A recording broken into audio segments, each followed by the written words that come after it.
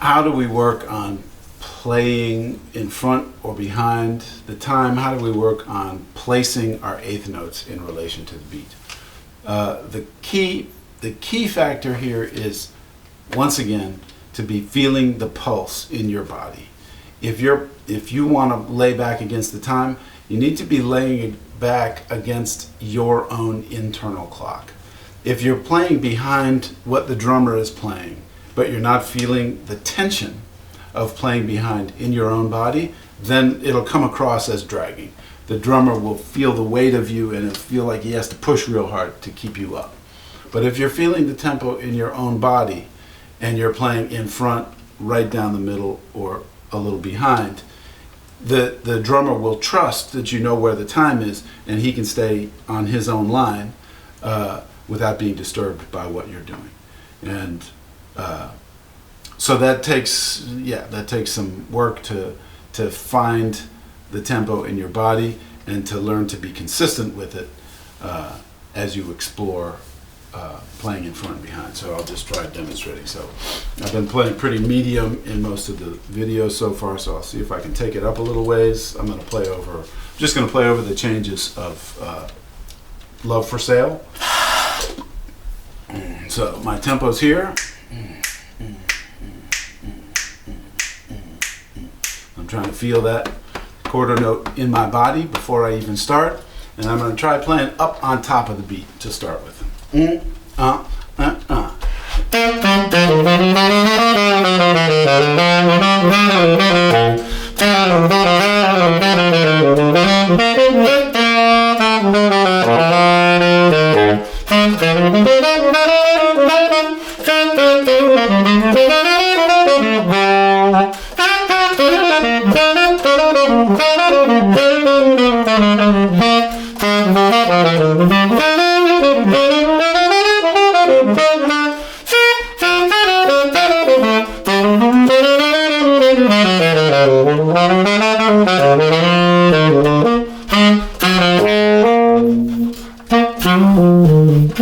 Okay, so I'm pushing. I'm trying to play up on top. I'm trying to communicate a feeling of intensity, driving. I'm telling the band I really feel like playing. I really feel like playing hard right now. If I want to go for a little bit more relaxed approach and try to put it right down the middle, I need to practice until I can find that. I'll see if I can do that at the same tempo. 1, 2, 3.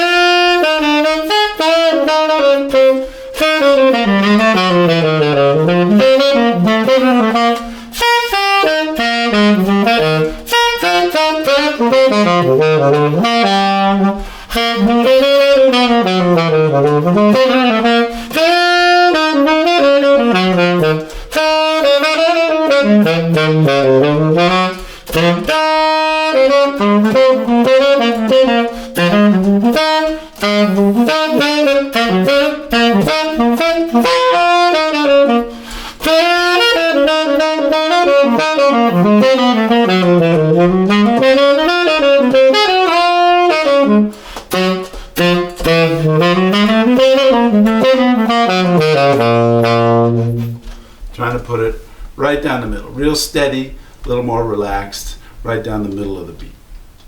Okay. Now, if I want to try to lay back against that, the pulse stays the same, and I need to feel that pulse in my own body. And if I get behind the time, I need to feel myself behind the time that I'm continuing to keep, and then I can think of it like a kind of a rubber band. I'm elasticizing the time a little bit.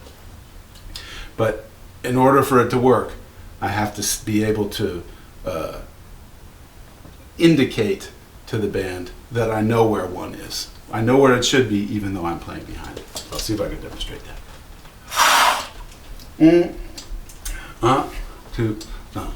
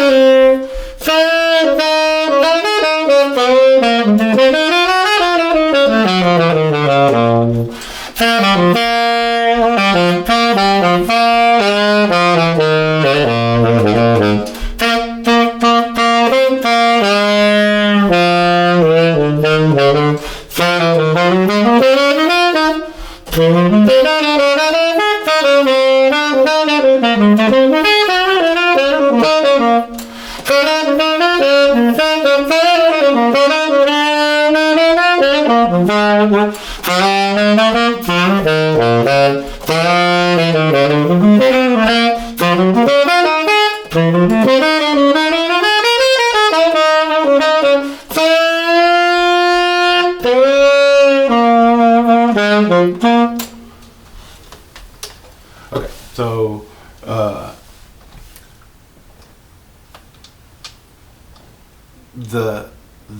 it's hard for me to say a simple way for you to practice that. It's a question of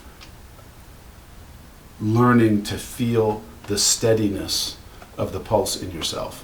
If you think about a drummer learning how to get to a groove, the drummer's going to find that groove and keep playing it until it feels good.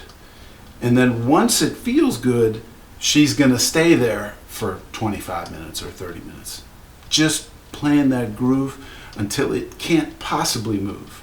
And we saxophone players have to be able to, or ought to be able to, play time with just as much commitment and just as much strength. And so the challenge is to play long enough. We have to breathe. So that presents its own challenge. But one of the things that I like to do, and I'll get into this later in a later video, is just perform a tune for 15 or 20 minutes, so that I'm behaving in the same way that a drummer will. I'm playing the music until it grooves, until that groove can't possibly move because I've been in it so long, and it's moving by itself now. If I can feel that depth of groove, then it's a little easier for me to experiment with playing in front or behind that groove that I can feel. Okay? That's playing in front and behind the time for now.